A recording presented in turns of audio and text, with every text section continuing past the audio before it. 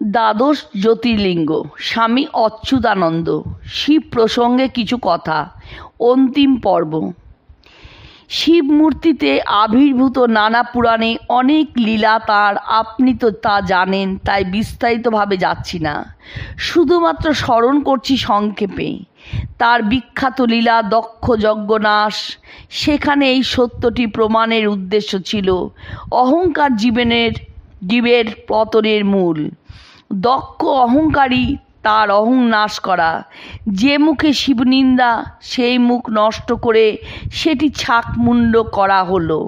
আর সতীত্বের মহিমা প্রতিষ্ঠাও ওই দক্ষযজ্ঞ নাশের অন্যতম কারণ। স্বয়ং মহাদেব শক্তির অধীন, তিনি শক্তির অবমাননা সহ্য করেন না, তাই জগতে দেখাবার জন্য মহাপ্রতাপশালী দম্ভ অহংকৃত দক্ষকে বিনাশ করলেন।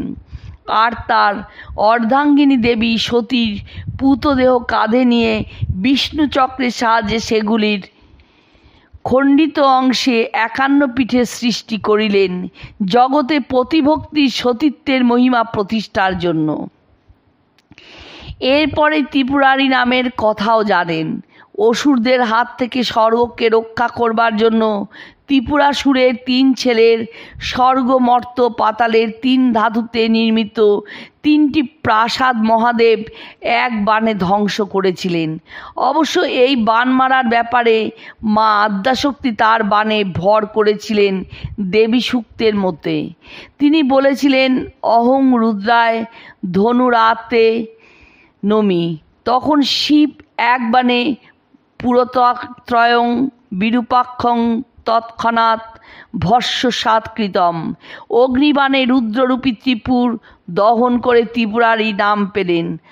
আর এক কীর্তি মদন দহন। সেই কার্তিকের জন্ম প্রয়োজনে পার্বতীর তপস্যাকালে মদন যখন তপস্বিনী পার্বতীর প্রতি মোহ সৃষ্টির উদ্দেশ্যে যোগীশ্বর শিবকে মদন জ্বরে জ্বালাতন করেছিলেন, তখন যোগ বিঘ্ন সৃষ্টিকারী মদনকে তার 3য় নেত্রের নির্গত বহ্নিতে দগ্ধ করেন।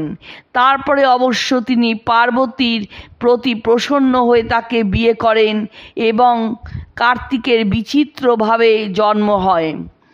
কার্তিক শিবপুত্র, কিন্তু পার্বতীর গর্ভজাত সন্তান নন। তিনি দেব সেনাপতি হয়ে তারকাসুর বধ করেন। ভাগবতে শিব সঙ্গীতাচার্য, নটগুরু, গান বাজনা, নাচ সবেতেই তিনি পারদর্শী।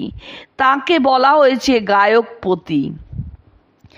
বৈদিক যুগে তিনি সঙ্গীতাচার্য। পাণিনির সূত্রে তাকে নিত্যরত তালবাদ্যের স্রষ্টার কথা বলা হয়েছে। তিনি অনন্ত গুণাধিকারী। তারা বলছেন, নমামি সততং ভক্তা জ্ঞানদং বরদং শিবম। তিনি চিকিৎসা শাস্ত্রেও গুরু। চরক সংহিতাতে তিনি বন্দনীয়। যোগশাস্ত্রে তিনি যোগীশ্বর। সঙ্গীতশাস্ত্রে আদি সুরস্রষ্টা, গীতবাদ্য নৃত্যের অধীশ্বর নটরাজ। রামায়ণে স্বয়ং রামচন্দ্রকে ব্রাহ্মণ রাবণকে বধের পর ব্রহ্মহত্যার পাতক থেকে রক্ষা পাওয়ার জন্য ঋষিরা শিব পূজার বিধান দেন। আর তারই ফলশ্রুতির ভারতের শেষ প্রান্তে সাগর তীরে বালুকাময় রামেশ্বর শিব মূর্তির প্রতিষ্ঠা ও রামচন্দ্রের পূজায় প্রখ্যাত। এছাড়া সগর বংশের উদ্ধারকালে ভগীরথকে শিবকে প্রসন্ন করে তার জটাজালে আবদ্ধ দেবী ভগবতী সুরধুনীকে মর্তে নামিয়ে আনতে হয়। মহাভারতে জয়দ্রথ বধের সময় কৃষ্ণার্জুন শিবকে স্তবে প্রসন্ন করে পাশুপত অস্ত্র লাভ করেন। বিখ্যাত কিরাতার্জুন কাহিনীতে শিবের সঙ্গে অর্জুনের যুদ্ধ তার কৃপালাভ। কুরুক্ষেত্র যুদ্ধের আগে কৃষ্ণার্জুন একসঙ্গে দেবী শিব গেহিনীর দুর্গার স্তব করে যুদ্ধ আরম্ভ করেন। এছাড়া দেবতাদের বিপদ থেকে রক্ষা করবার জন্য সমুদ্র মন্থন স্থিত সমস্ত বিষ নিজে পান করে নীলকণ্ঠ হয়ে মহাদেব দেবতাদের রক্ষা করেন। আরও কত কথা আছে, কত পুরাণ কাহিনীতে শিব মহিমা সম্পর্কে তা বলতে গেলে এই প্রবন্ধ দীর্ঘায়িত হবে। তাই স্বামীজিকে এইবার থামতে বললাম। তার এই দীর্ঘ সৎ প্রসঙ্গের জন্য অশেষ ধন্যবাদ ও প্রণাম জানিয়ে উঠবার সময় তাকে আমি বললাম, আশুতোষ সর্বমঙ্গলালয় শিব ভোলানাথ জন্মে জন্মে ভক্তের বাসনা পূর্ণ করবার জন্য এখনও তার শরীরের তেজ জগতে প্রকাশ করেন। এ যুগেও এমনি করে তিনি কামারপুকুরে দেবী চন্দ্রমণির শরীরে এক শিব মন্দির থেকে নির্গত হয়ে প্রবিষ্ট হয়েছিলেন। আর সেই দিব্য শরীর অবলম্বন করেই শিব স্বরূপ অবতার বরিষ্ঠ শ্রীরামকৃষ্ণ আবির্ভূত হন নর শরীর ধারণ করে। তার দিব্য সাধন ও প্রকাশ স্থান দক্ষিণেশ্বরেই তাকে বলতে শুনি, শিব মন্দিরে ভাবাবিষ্ট হয়ে শিব গো তোমার মহিমার কথা কি করে বলবো। শিব মহিম্ন স্তোত্রের সেই বিখ্যাত অংশটি আবৃত্তি করতে করতে অসিতগিরি সমংসাত কজ্জলং সিন্ধুপাত্রে সুরতরু বড় শাখা লেখনী পত্র মুর্বি লিখিতি যদি গৃহীতা সারদা সর্বকালং তদপি তব গুণা নামিষ পারং ন জাতি। এর অনুবাদ আর নতুন করে করলাম না।